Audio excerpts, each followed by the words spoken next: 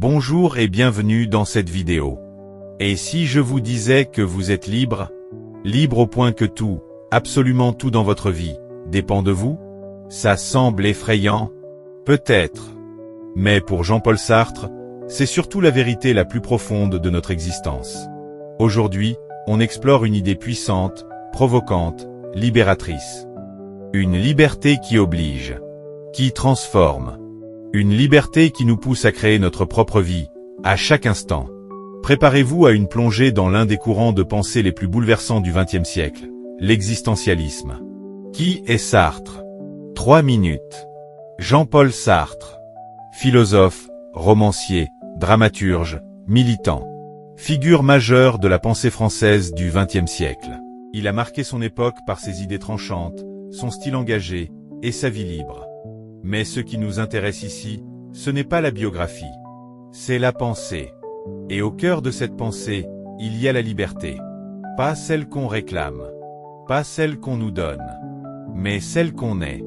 L'existentialisme, c'est quoi? 5 minutes, Sartre est l'un des grands penseurs de l'existentialisme.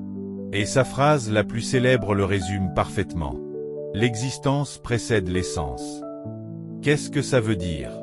Traditionnellement, on croit que les choses ont une nature, une essence, un but avant d'exister. Une montre, par exemple, est conçue pour donner l'heure. Elle est fabriquée selon un plan. Mais pour Sartre, l'être humain n'est pas une montre. Nous n'avons pas de nature prédéfinie, pas de plan divin, pas d'essence toute faite. Nous existons d'abord, et ensuite, par nos choix, nos actions, nos engagements. Nous nous définissons. En clair, tu n'es rien d'autre que ce que tu choisis d'être. Pas d'excuses, pas de destin écrit, pas de refuge. Tu es libre, radicalement libre. La liberté selon Sartre 8 minutes. Mais cette liberté, ce n'est pas un luxe. Ce n'est pas un privilège. C'est un fardeau et une responsabilité immense. L'homme est condamné à être libre. Sartre. Pourquoi condamné? Parce qu'on n'a pas le choix d'être libre. Même si tu refuses de choisir, tu choisis quand même. Tu choisis de ne pas choisir. C'est inévitable. Tu es libre. Tu dois choisir. Toujours. Et chaque choix te construit. Chaque décision est une affirmation de ce que tu veux être. Mais alors, cette liberté fait peur. Car elle signifie aussi que tu ne peux blâmer personne d'autre. Pas la société. Pas tes parents. Pas Dieu. Pas le destin. Tu es responsable de ta vie. Et ça, c'est vertigineux.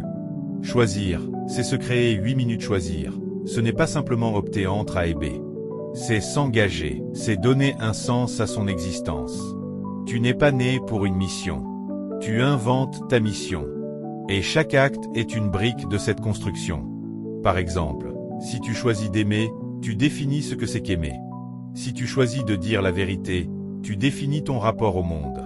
Si tu choisis de trahir, tu portes le poids de cette trahison. Sartre insiste, en choisissant pour moi, je choisis pour tous les hommes. Pourquoi? Parce que tes actes sont des exemples. Ils deviennent des modèles possibles. Chaque fois que tu agis, tu dis au monde, voici ce que je pense qu'il est bon de faire. Ta vie devient un message. L'angoisse de la liberté, 7 minutes.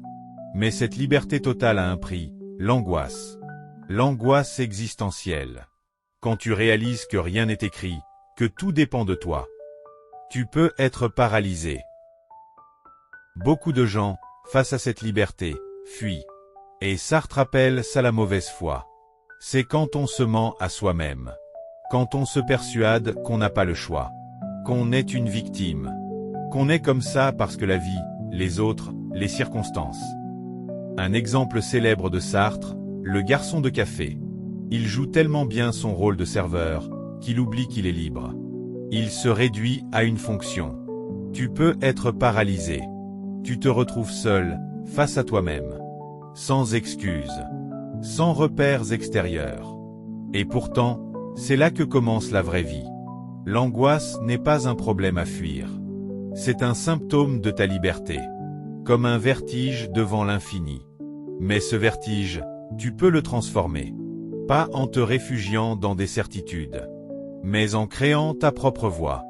La mauvaise foi, 6 minutes. Mais personne n'est juste un serveur, un parent, un étudiant, un chômeur. Tu es toujours plus que ton rôle. La mauvaise foi, c'est se cacher derrière les étiquettes. La bonne foi, c'est accepter sa liberté, même si elle fait peur. Créer ta propre vie, 10 minutes. Alors, que faire de cette liberté? Il ne suffit pas d'être libre. Il faut en faire quelque chose. Sartre nous pousse à devenir les artisans de notre existence. À construire du sens, à créer des valeurs, à inventer notre propre manière de vivre. Tu es libre? Alors engage-toi. Crée.